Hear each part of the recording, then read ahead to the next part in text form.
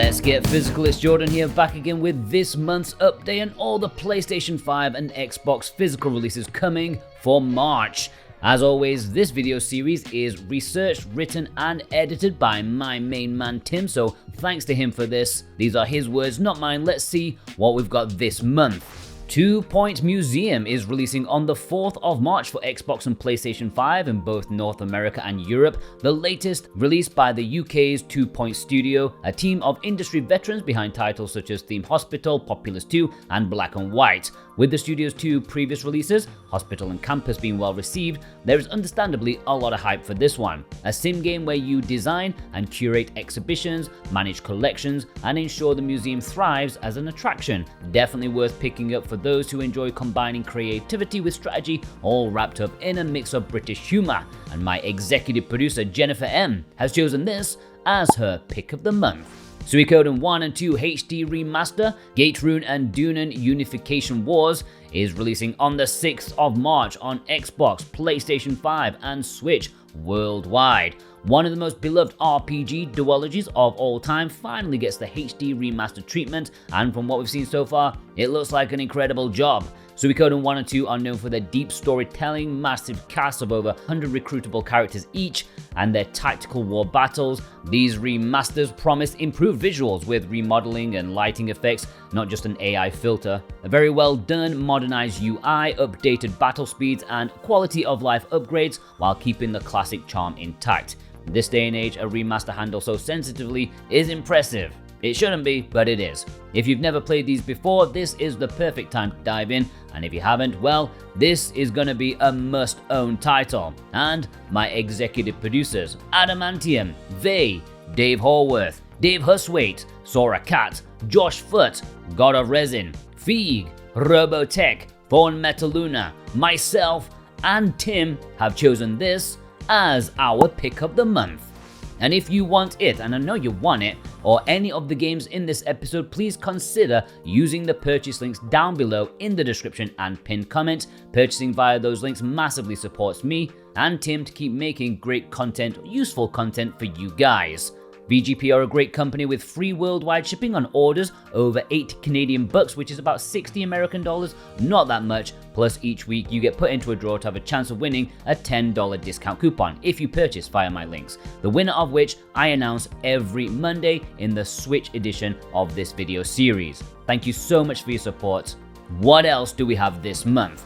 Split Fiction is releasing on the 6th of March for Xbox and PS5, North America and Europe. Another highly anticipated release, 3 in a row, this time from Sweden's Hazelight Studios. This is their first title since the mammoth success of It Takes Two, which sold over 20 million copies. Big shoes to fill. Split Fiction is another cooperative multiplayer-only game. Expect to see this trending on Twitch and the like soon. Crossplay being available at launch will likely help boost console sales. The plot follows 2 writers, Mio and Zoe, who find themselves trapped within the worlds they've created. Mio's story unfolds in a sci-fi universe, while Zoe's takes place in a fantasy realm. To break free, they must work together, overcoming challenges and environments drawn from their unique games. It will be interesting to see if this does as well as It Takes Two, but if you're in the market for a multiplayer action game, this could be a great release this month.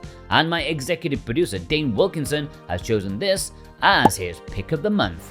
Let's School is releasing on the 7th of March for PS5 and Switch in both North America and Europe. However, the North American release seems a little elusive, and some European retailers have this scheduled for release on the 21st instead.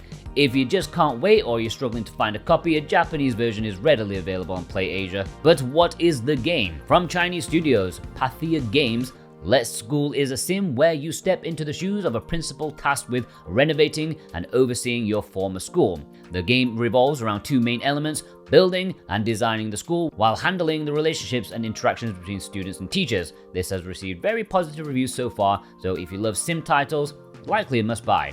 Caravan SandWitch is releasing on the 7th of March for PS5 and Switch in Europe, with North America following later in the month on the 21st. From French studio Plain Toast comes their first title, Caravan SandWitch, a cozy open world adventure game best summarized by their own tagline: life is simple, no combat, no death, no timer, just you, your van and the world. Already released on PC last year, it has received overwhelmingly positive fan reception, with a stress-free approach to exploration being the main adulation. If you fancy a relaxing game and enjoy exploration with a side of fetch quests, this one may be worth checking out.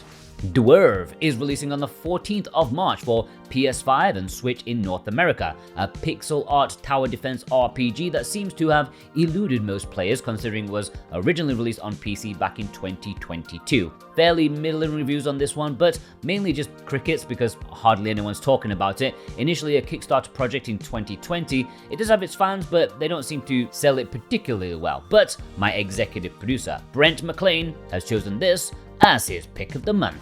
Petit Island is releasing on the 14th of March for Xbox, PS5 and Switch in both North America and Europe. Another cozy open world game for the month, this time from Indonesian studio Zello Games. An open world exploration game that has already seen a digital release but doesn't seem to make a huge splash. Like Dwerve, these titles aren't necessarily shovelware, but they may only appeal to a very specific niche audience. That said, if you enjoy laid-back adventures with a focus on discovery and relaxation, this could be a hidden gem worth checking out.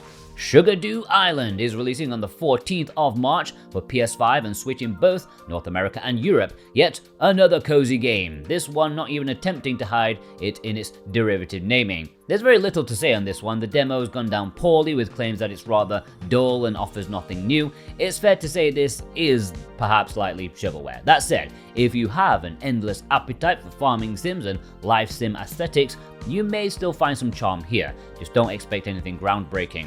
WWE 2K25 releasing on the 14th of March for PS4, PS5 and Xbox in North America and Europe. 2K's latest iteration in its annual wrestling franchise. Do you like wrestling? Does the combination of mild athleticism and soap opera drama excite you? No? Me neither, but if you answered yes, then this entry is likely up your alley. In seriousness, for fans of wrestling, hopefully there's plenty to be excited about with new features including an expanded roster, new match types, and an enhanced career mode. 2K has been steadily improving the series since the disastrous 2K20 outing, so fingers crossed that this one continues the upward trend rather than taking another steel chair to the face, or whatever it is that wrestlers do these days. And my executive producer, Jedi Crow, has chosen this as his pick of the month. Brok the Investigator is releasing on the 14th of March for PS5 and Switch in Europe. France's Cowcat Games are releasing their seminal adventure cross beat-em-up title on consoles physically this month after it being widely available on several platforms for some time now. An interesting looking title. I must admit I never actually really looked into it before researching for this video. It always has that kind of, furry aesthetic, which personally I don't find particularly appealing, but I had no idea how well received and beloved it was. And Jordan speaking here right now, when I talked about this in the Switch video when it went up for pre-order, I had so many comments telling me I was doing it dirty, and I didn't even say anything bad about it. These fans demand I praise it. Well, I'm not gonna. But it's a point-and-click adventure game with added beat-em-up gameplay, very 90s in numerous ways. Apparently the gameplay combination is well done, and the writing is particularly praiseworthy. These are Tim's words, not mine. I'm not praising it, he is. It even boasts multiple endings with player choices significantly affecting the story, adding to its replay value. I'm finding it hard to see past the aesthetic choices, but the comparisons to classic LucasArts games, and even like the Miles Edgeworth's Investigation series, makes it a compelling argument to maybe check out. Assassin's Creed Shadows releasing on the 20th of March for Xbox and PS5 in both North America and Europe. Love them, hate them, or just find them incredibly mid, Assassin's Creed needs little introduction. Now on its 14th major installment, the series is heading to feudal Japan during the Sengoku era. There's quite a bit of buzz around this release. Japan has been a highly requested setting for years, and with Shadows having faced multiple delays to refine the experience, the hunger is real, although there is a lot of controversy surrounding it. I'm not getting into that. The game promises a fresh take on the Assassin's Creed formula. Whether that will come to fruition remains to be seen. Early gameplay previews suggest a heavier emphasis on stealth and more intricate enemy AI, which could shake things up for longtime fans. Available in both standard and collector's editions, with the latter featuring a steelbook, art book, figure world map, and more. Like every Ubisoft title, this will likely be heavily discounted in about 3 weeks from now, so if you're on the fence, it might be worth waiting it out a little bit. And my executive producer, Instacritic, has chosen this as his pick of the month. Pocket Bravery is releasing on the 20th of March for PS4, PS5, and Switch, North America and Europe. Statura Studios' love letter to 90s Neo Geo pocket fighters is finally getting a physical release after being available digitally since like 2003. It never quite captured the fighting game community's attention, and admittedly seems like a hard sell when the Neo Geo Pocket Color selections are available on Switch already. With that, you not only get far superior original games, but also a wealth of other quality titles. That said, Pocket Bravery does offer a unique visual style and modern mechanics that set it apart from its inspirations. Still, there is a dedicated fan community around this one, maybe a bit small, but if you're tired of the classics, burned out on the fightcade, and fancy something a little different and niche, it might be worth a look. Bleach Rebirth of Souls is releasing on the 21st of March for Xbox, PS4, and PS5 in North America and Europe. Now, this is interesting. It's being developed by Tamsoft. I had to double check that when I first saw it. The developers behind countless Simple 2000 games, including Onichambara, as well as Senran Kagura, and even the mighty Battle Arena Toshinden. They are making a Bandai Arena Fighter. That's a studio with some incredible Kosuge titles under their belt. They obviously won't have as much creative freedom with this one, but I have to admit I am intrigued to see what they come up with. Hopefully this project has given them the funding to produce something pretty good. I imagine this is primarily for existing Bleach fans, but if you're a shonen lover or looking for a new arena fighter, it may be worth checking out. It is also refreshing to see another anime brawler that isn't just another Naruto or Dragon Ball title, giving Bleach fans a long overdue chance to shine. Atelier Yumia, The Alchemist of Memories and Envisioned Land, is releasing on the 21st of March for Xbox, PS4 and PS5 and Switch, North America and Europe and Asia. Kind of, it's a little bit complicated. I made a whole video about it. Anyway, it's a highly anticipated release for many and a fresh start for the Atelier series with Yumia. As I brought up in another video, if you're after the Switch physical edition, it's unfortunately only going to be available in North America and Asia, leaving European fans out of luck, or heading to VGP with the links below. There is some speculation that this might be a Switch 2 launch title, hence the lack of a European Switch physical. I think I made that up myself. And it could entirely be wishful thinking. For those unfamiliar, the Atelier series is a well-established RPG franchise developed by Gust. Known for its unique mix of combat and crafting mechanics, the series is celebrated for its charming characters, intricate alchemy systems, and engaging narratives. Atelier Yumia continues that tradition, introducing a new protagonist and expanded alchemy system that allows for even deeper synthesis mechanics. Exploration is also receiving a notable upgrade with a more open-ended structure that encourages discovery and experimentation in both crafting and world traversal. Would I recommend this? Absolutely. It's not often that a brand new entry point comes around in the Atelier series, so if you've been curious from afar, now is the perfect time to jump in. And my executive producers, Rose, Azareth, Issa and Ghost Bune, have chosen this as their pick of the month. Eldrador Creatures Shadowfall is releasing on the 21st of March for PS5 and Switch in Europe, with North America having to wait until next month. Germany's Wild River Games is back with their latest shovelware title, Eldrador Creatures. I have never heard of this before, and researching the title I found the hype was non-existent. It's a turn-based strategy game based on a line of children's toys. Is there a crossover market for this? They must think so, though I'm not sure how many kids are currently into strategy RPGs. What are you talking about? I loved strategy RPGs when I was 12, not 4. The gameplay appears to be fairly basic in terms of the genre, with grid-based movement and elemental-themed battles, but nothing that looks particularly deep or engaging. Probably one to skip unless you're already invested in the franchise or are just really desperate for a new strategy RPG to play and have played literally every other one on any system ever made. The Messenger Complete is releasing on the 21st of March for PS5 and Xbox in both North America and Europe, a highly requested physical re-release of Canadian developer Sabotage Studios' cult classic, this time in complete form. I think An incredibly popular title from a much lauded studio now finally available at retail with no limited print nonsense. The price for the old limited run and special reserve versions getting a bit ridiculous, so this is a breath of fresh air for collectors or people who actually want to own their game rather than speculate on its value. The Messenger is a retro-inspired action platformer featuring a very clever use of both 8-bit and 16-bit aesthetic, with fast-paced platforming, challenging combat, intricate level design. This is definitely one to pick up. It also boasts a sharp self-aware script and a genuinely surprising mid-game twist that elevates it beyond a simple Ninja Gaiden homage. If you've been waiting for a physical version at an affordable price, now is the perfect chance to dive in. And my executive producers, Ishin and Jake Vav, have chosen this as their pick of the month. Alaskan Road Truckers Highway Edition is releasing on the 21st of March, PS5 in North America and Europe. Now, what would one of these monthly videos be without a job simulator? It just wouldn't feel right, would it? Well, wait no more, as this month's entry is from Polish developer Road Studios. Who knew they were so interested in Alaskan trucks? Already available digitally since 2023, the reception has been not great, to say the least. In fact, it's been pretty terrible across the board. Some may say it's been on thin ice. The game promised a more immersive take on truck driving, incorporating survival elements like managing fatigue and food, but the execution has left much to be desired. The general consensus: stick to the Euro Truck Simulator series unless you're absolutely desperate to drive the roads of Alaska or you just bloody love white.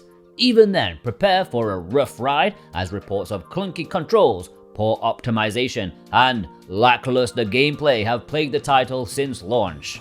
United Assault Normandy 44 is releasing on the 21st of March for PS5 in Europe. German developer Polygon Art's terribly reviewed title is already widely available on PS4, and now they're releasing a PlayStation 5 port. What enhancements, if any, this version offers remains unclear. Their key selling point is an open-world roguelite FPS set in 1944's depiction of Normandy. So they're covering all the trending genres. Where's the deck building? Unfortunately, it looks terrible and has been reviewed terribly as well.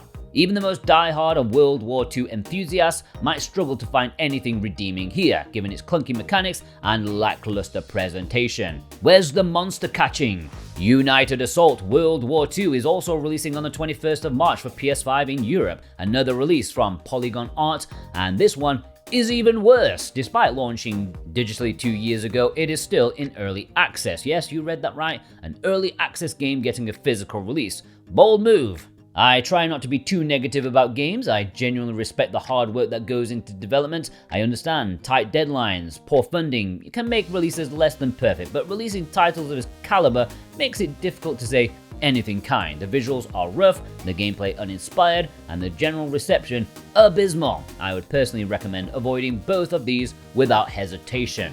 Goat Simulator Remastered is releasing on the 25th of March for PS5 in both North America and Europe. Sweden's Coffee Stain Studios' breakout success Goat Simulator is back with a new coat of paint. Known for its absurd, over-the-top gameplay, you control a goat and cause mayhem in an environment filled with ridiculous interactions and physics-based fun. This remastered edition boasts enhanced graphics, smoother gameplay while maintaining its signature humor. It also includes all the previously released DLC, giving players access to even more bizarre scenarios and challenges. This release has been well received, though some players lament the removal of certain entertaining bugs from the original. Those accustomed to Goat Simulator 3 might also notice maybe a bit of a downgrade. Still, if you're after more goat-fueled madness, look no further. I'm sure my daughter is gonna bloody love this. Killing Floor 3 is releasing on the 25th of March for Xbox and PS5 in both North America and Europe. The eagerly awaited sequel from Tripwire Interactive is returning with its signature blend of frantic co-op action, grotesque enemy design, and an absurd amount of gore. The franchise has carved out a solid niche in the crowded PvE market. However, the open beta has sparked some controversy amongst longtime fans, with concerns over monetization, gameplay tweaks, and a shift in tone compared to its predecessor. Whether these issues will persist at launch remains to be seen. This entry leans further into its horror roots with a darker aesthetic and a new focus on survival horror elements, though whether that's a welcome evolution or an unnecessary departure depends on who you ask. Don't ask me because I haven't got a clue. These sort of games are really not my personal cup of tea, but if you're after a gore-soaked FPS with relentless waves of enemies, this could be what you're looking for. The first Berserker, Khazan, is releasing on the 27th of March for Xbox, PS5, North America and Europe, a new Souls-like game from Korean developer Neopalm. Breaking into this genre is no easy feat, but early reception from the demo has been really promising. I've seen comparisons to Nioh, Sekiro, and Dark Souls, so it seems it hasn't pigeonholed itself within the genre too much. The game is actually set within the dungeon and fighter universe, an interesting choice considering that the series has beat-em-up roots with a striking art style, a mix of fast-paced and methodical combat, and a deep parry system. This could be a hidden gem in the Souls-like genre. If you're up for a challenge, keep your eyes on it, and my executive producer Alexander Cato has chosen this as his pick of the month. Atomfall is releasing on the 27th of March for Xbox, PS4 and PS5 in both North America and Europe. British studio Rebellion is both developing and publishing this one. At first glance I assumed it was a pound shop Fallout, but early impressions suggest it could be far more than that. Inspired by real life events, Atomfall is an alternative reality scenario set 5 years after the Windscale nuclear disaster in northern England. Mixing survival mechanics with a story-driven approach, it leans into Cold War paranoia and the unsettling isolation of rural Britain, with hints of folk horror creeping into the world. Is it going to be like the League of Gentlemen? That sounds ace if it is, I don't know. A narrative-driven survival game with a unique premise. It's refreshing to see a game set in the UK that isn't just London. The atmosphere looks promising, and if Rebellion can nail the tension and mystery, this could be a real sleeper hit. But will that be enough to make it worth picking up? Time will tell. If you're unsure and have Game Pass, it will be available day one, so you can try it before you buy. And my executive producer, the Nemo6, has chosen this as his pick of the month. Care Bears Unlock the Magic is releasing on the 27th of March for PS5 and Switch in Europe, with a North American release coming early next month. I'm sure you can wait. Developed by Spanish studio Zaclock. I'm just getting Zalock. I don't know. This is a simple kids game, cheap, colourful, and packed with mini-games inspired by classics like Breakout, Puzzle Bobble, and Flappy Bird. While undeniably geared towards a younger audience, the mix of familiar gameplay styles gives it a bit more variety than your average low-effort adaptation. It's based on the Unlock the Magic animated series, so if your kids are already fans, they'll probably get a kick out of this. Otherwise, it looks like a standard low-budget release, functional but nothing groundbreaking. Dollhouse Behind the Broken Mirror is releasing on the 28th of March for Xbox and PS5 in both North America and Europe. Another month, another first-person horror game, this time from Sodesco, the same publisher behind Petit Island earlier in the video. That might already tell you everything you need to know. At quick glance, it has a shovelware horror for Twitch streamers written thing all over it, but the atmosphere looks serviceable. I'm not seeing much passion or creativity though. It's a sequel to 2019's Dollhouse, which was widely panned for its clunky mechanics and underwhelming scares, so I'm not sure why they greenlit a follow-up. Presumably the first one sold well enough. It's a budget price release at $30, so if you're the type to trawl through the depths of the horror genre, it might be worth a look, but for most, this one is likely to be forgotten as soon as it launches, unfortunately. Kemono Heroes is releasing on the 28th of March for PS5 and Switch in Europe. Originally released digitally in 2020, this is a very late physical edition, and with the game seemingly delisted from digital storefronts, it's more of a relaunch. A 16-bit style, run-and-gun arcade-inspired thingy-mabob, it certainly looks like a passion project rather than a quick cash grab. The pixel art is vibrant, the action looks snappy, and there's 4-player co-op. That said, it clearly never made much of an impact back in 2020, so whether it's a hidden gem or a forgettable throwback, I'm not sure. Either way, I imagine they'll have a small, tiny print run of this, so if you're even slightly interested, this might be one of those buy now or never situations. Slay the Princess, the Pristine Cut, is releasing on the 31st of March for PS5 and Switch in both North America and Europe. Now this one will be high on a lot of people's wish lists. Described as a horror, comedy, romance visual novel, it has earned massive fan acclaim, glowing critical reviews, and a growing indie darling status. It's always nice to see such a small team achieve this level of success. This edition, the Pristine Cut, expands on the original release with additional content, new voice work, and refined visuals. The game's unique premise, where you must decide whether to slay or trust the enigmatic princess, leads to a wealth of branching paths, all backed by sharp writing and unique artwork. I don't think this will be a title for everyone, but for visual novel fans looking to try something a bit different, it's worth picking up, I would say, and my executive producer, Wixit, has chosen this as his pick of the month. Codex Lost is releasing on the 31st of March for PS5 in Europe. A North American release will supposedly be available too, but it's tricky to pin down. Developed by a solo creator, this ambitious open-world Souls-like has garnered a small but dedicated following, while reception has been middling. For those who click with it and its unique take on the genre seem to be deeply invested. If you've ever played a mage build in the Souls game and you wished you could go all in, this is essentially that. Pure spellcasting with no melee options. It's a bold approach, but one that sets it apart. Criticism has been directed at bugs and lack of polish, though given the scale of the project and its lone developer, it's a very impressive feat. Sometimes a bit of jank adds character, other times it can test your patience. This again is likely to have a very small print, so if you want a physical, I would not delay. A quick roundup to Beyond the Ice Palace 2, Kemco RPG Selection Volume 1, Cats on Duty, and RPG Maker Wiz. They were in the previous episode but have been delayed to this episode, so I'm not going to talk about them again. Just know that they will be releasing this month. Alright, let's jump into some of limited runs releases. Momodora, Moonlit Farewell. Pre-orders for this latest installment will be ending on the 2nd of March for PS5 and Switch, so hopefully we get this video out before then. Momodora Moonlit Farewell is the latest and final installment in the beloved Momodora series. It's now available physically. This Metroidvania is known for its beautiful pixel art and quality gameplay, continuing the series' tradition of tight controls and atmospheric storytelling. I'm hoping someone will eventually publish all the titles in a single collection, but that might just be wishful thinking. It comes in a standard edition and a collector's edition, which includes a soundtrack CD, poster, pins, Momo figure, and sticker sheet. Rendering Ranger R2 Rewind. Pre-orders for this end on the 16th of March for PS4, PS5 and Switch. From the creators of the Turrican series, Rendering Ranger was originally released for the Super Famicom in 1995 with an extremely limited print run.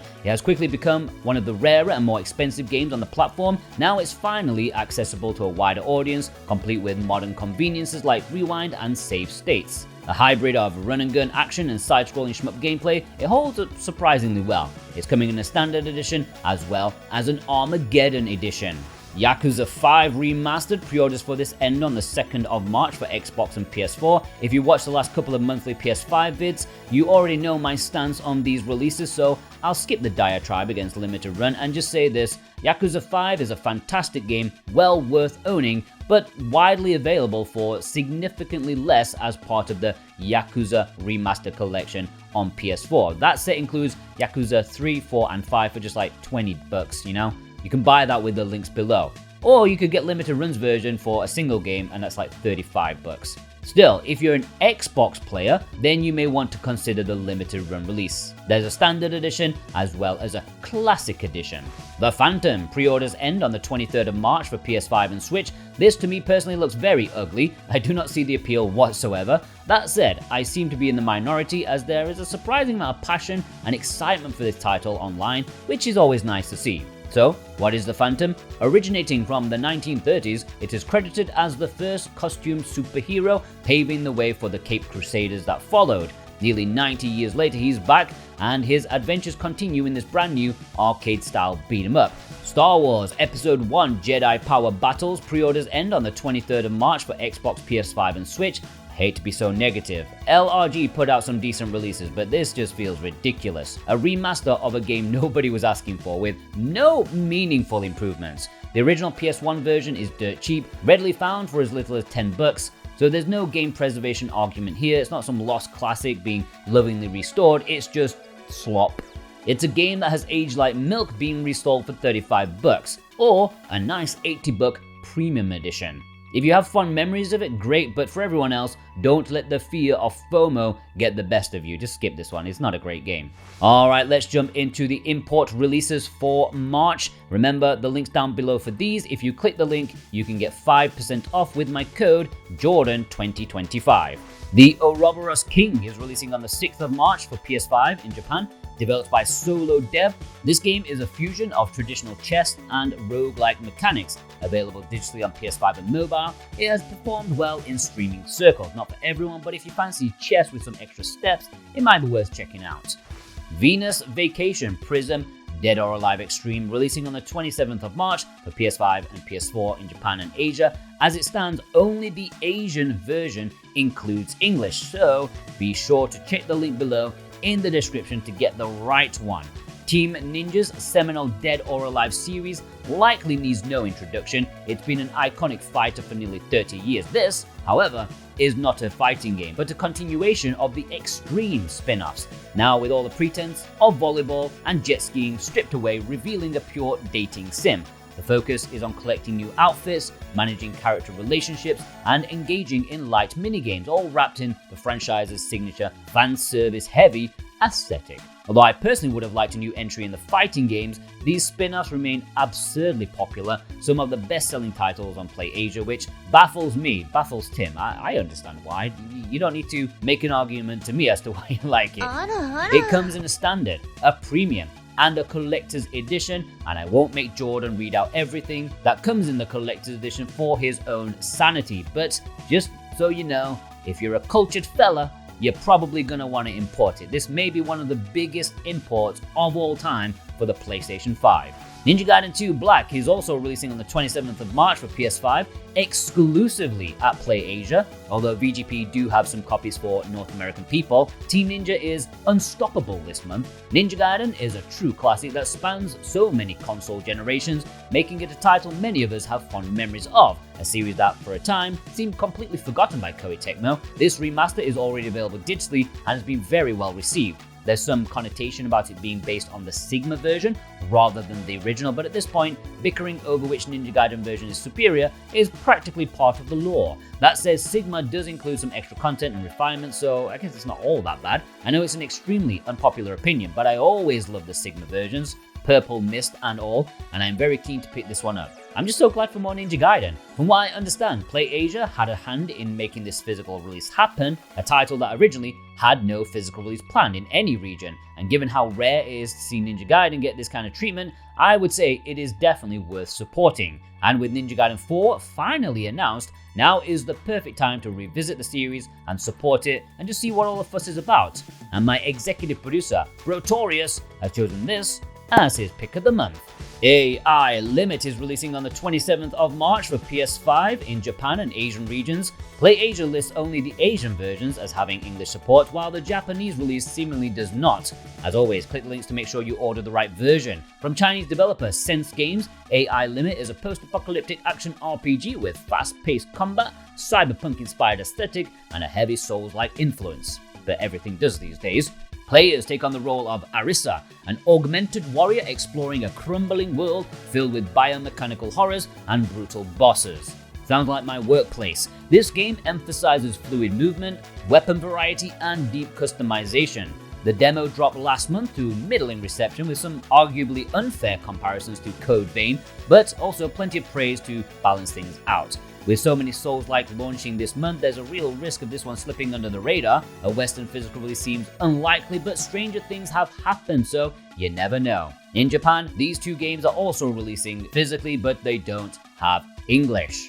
And there we have the physical releases for March. Special thanks as always to my executive producers, Dane Wilkinson, God of Resin, Brent McLean, Alexander Cato, JCross7776, Punky Dooster, Cartoon Soren, Robotech, Raven Knight, Thorn Metal Luna, Issa, Vey, Offphone, Instacritic, Precision Plague, Alex M, Feig, Josh Foot, Ishin, Lewis K, Kevin W, Jennifer M, Super Ben Julio, Double Dave, Husway and Horworth, Wixit, Sora Cat, The Nemo 6, Ghost Bune, G Bautista 100, Rose, Adamantium, Azrath, Jake Vav, Ethan Blue, D's Nuts, Jedacrow, Brotorius, and Surfacing for Air. Thank you so much, plus you watching right now. If you watched all the way through, please leave me a high five emoji in the comments so I know who the legends are. And of course, special thanks to Tim for writing, researching, editing this video. Please show your support by hitting that like button, subscribing, and of course, using the purchase links down below in the description and pinned comments. That really does help me out and this video series. Have a good day, guys. Take care.